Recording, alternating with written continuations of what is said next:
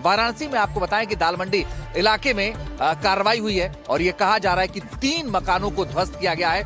ये मकान ध्वस्तीकरण इसलिए हुआ ताकि सड़क चौड़ी किया जा सके, यातायात को सुचारू रूप से चला जा सके। आइए वाराणसी से आई एक रिपोर्ट आपको दिखाते हैं।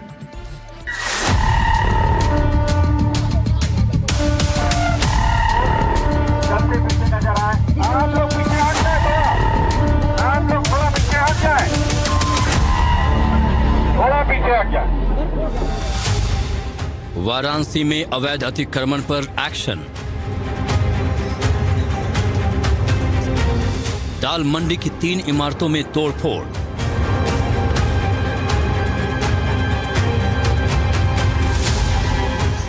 नए साल पर वाराणसी के दाल मंडी में दोबारा हथौड़ा चलना शुरू हो गया है। जिस वक्त ये कार्रवाई हुई वहां भारी पुलिस बल तैनात था। प्रशासन ने पहले ही चेतावनी दी थी कि सड़क चौड़ीकरण के लिए दुकानों और इमारतों को हटाया जाएगा।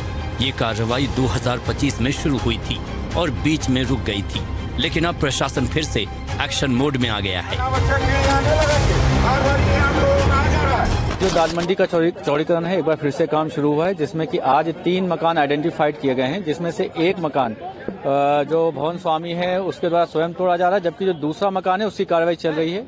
ये CK 43/113 जो मोहम्मद अहमद का है। ये 4 मंजिला मकान है, जिसमें नीचे जो है दुकानें भी हैं। उसी में ये ध्वस्तीकरण की कार्रवाई चल रही है। ये PWD की कार्रवाई है, जिसमें राजस्व की टीम और पुलिस टीम है।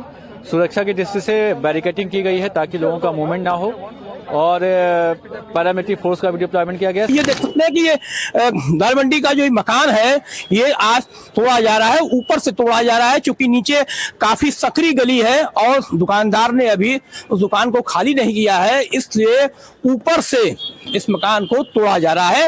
हालांकि इस भवन की रजिस्ट्री हो चुकी है, प्रशासन ने अपने पक्ष पे रजिस्ट्री कर ली है, इसीलिए तोड़ रही है। इसके लिए काफी पुलिस फोर्स भी नीचे गली में तैनात है यहाँ पर, कि किसी तरह की कानून व्यवस्था से कोई खिलवाड़ न कर सके, इसलिए यहाँ पर काफी पुलिस फोर्स तैनात करके रखी गई है। दाल मंडी एक संवेदनशील जगह है। काशी विश्वनाथ मंदिर से मात्र कहा जाए तो 200 से 300 मीटर दूर यहाँ पर है। इस दाल मंडी गली का व्यवसायिक गली है ये। इसका चौड़ीकरण करना है 17 मीटर, मतलब करीब 54 फीट से ज्यादा इस गली का चौड़ीकरण करना है, और अभी मात्र 10 फुट ही ये इस गली का चौड़ी है। तो इसी के अभियान के तहत ये मुख्यमंत्री योगी आदित्यनाथ का ड्रीम प्रोजेक्ट है कि ये गली चौड़ी हो जाए, तो यहाँ से सीधे नई सड़क से जो व्यक्ति कैंट स्टेशन पर उतरे, नई सड़क से सीधे यहाँ पर दाल मंडी होते हुए काशी विश्वनाथ मंदिर पहुंच जाए। इस एक्शन पर स्थानीय निवासियों और दुकानदारों से मिली जुली प्रतिक्रियाएं देखने को मिली। कुछ लोग प्रशासन के इस कदम का समर्थन कर रहे हैं, जबकि अन्य इसे उनके व्यवसाय पर प्रभाव डालने वाला मानते हैं। प्रशासन ने आश्वासन दिया है कि सभी प्रक्रियाएं कानूनी रूप से और उचित तरीके से की जाएंगी। आखिर ये तोड़फोड़ क्यों हो रही है, इसका कारण भी आपको समझाते हैं। तंग गलियों को चौड़ा करने की योजना, इलाके में ट्रैफिक जाम की समस्या, आपातकालीन वाहनों के आने जाने में दिक्कत, इलाके में भारी अवैध अतिक्रमण है। चौड़ीकरण से सुरक्षा व्यवस्था मजबूत होगी, काशी विश्वनाथ मंदिर पहुंचने में आसानी होगी। देखिए, छत के ऊपर से चूंकि काफी प्राचीन और जर्जर ये भवन है, इसलिए छत के ऊपर से इसको तोड़ा जा रहा है। कल से ये काम शुरू हुआ है। कुल 181 भवनों को तोड़ा जाना है और 500 से अधिक दुकानों को तोड़ा जाना है। उसके बाद ही दाल मंडी की 10 फीट करीब चौड़ी सकरी जो गली है ये 17.5 मीटर होनी है, क्योंकि ये काशी विश्वनाथ मंदिर के बिल है, और कैंट स्टेशन से या बाबतपुर एयरपोर्ट से या कोई दर्शन करने आता है तो नई सड़क से यहाँ पर काशी विश्वनाथ मंदिर जो है पर्यटक यहाँ पर बड़ी आसानी से यहाँ पर दर्शन कर लेंगे। तो ये कार्रवाई तेजी से चल रही है और फिलहाल माहौल शांतिपूर्ण बना हुआ है। Bureau report, NDTV India.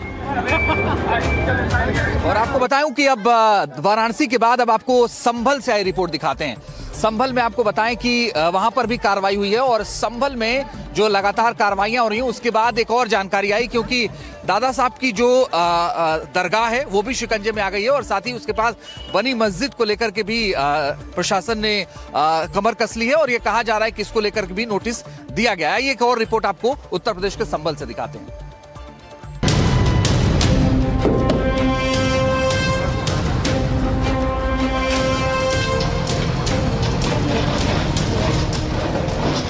में योगी फोर्स का एक्शन।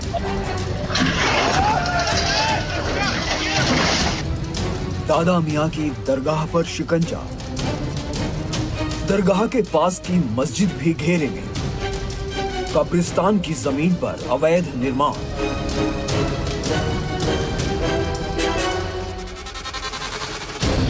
दादा मियां की दरगाह और इसके नजदीक बनी ये मस्जिद अब अवैध कब्जे की वजह से प्रशासन के शिकंजे में है। प्रशासन ने दरगाह और मस्जिद को 15 दिन के भीतर हटाने का अल्टीमेटम दिया है।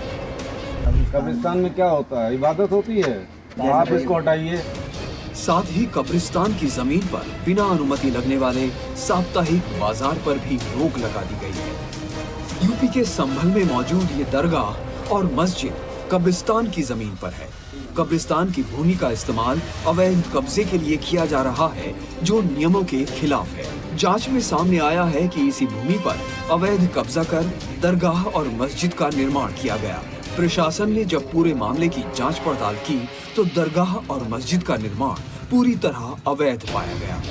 दरगाह और मस्जिद कमेटी के पदाधिकारियों को प्रशासन ने 15 दिन के भीतर अवैध निर्माण हटाने के निर्देश दिए हैं। अगर तय समय सीमा में दरगाह और मस्जिद का अवैध निर्माण नहीं हटाया गया तो प्रशासन की ओर से बुलडोजर कार्रवाई के लिए नोटिस जारी किए जाएंगे। दरगाह को हटाने को कह रहे हैं, मस्जिद हटाने को कह रहे हैं। अच्छा जी, 15 दिन का उन्होंने समय दिया है। 15 दिन का हमें समय दे रहा है ये। तो आपने क्या कहा? हमने ये बताया कि के नाम लखनऊ से रजिस्ट्रेशन है। हाँ। रजिस्ट्रेशन है इसका सुन्नी वक्फ बोर्ड से। हाँ। और ये गोरा गरीबा कब्रिस्तान है जी, इसमें सभी लोग दफन होते हैं और मजार पे हिंदू मुस्लिम सभी आते हैं। अच्छा, तो आप क्या चाहते हैं अब? हम तो यही चाहते हैं साहब, ये जैसे है इबादत गाह है तो ऐसे ही रहेंगे। प्रशासन का साफ कहना है कि ये जमीन कब्रिस्तान की है और इस पर किसी भी तरह का निर्माण करना नियमों के खिलाफ है।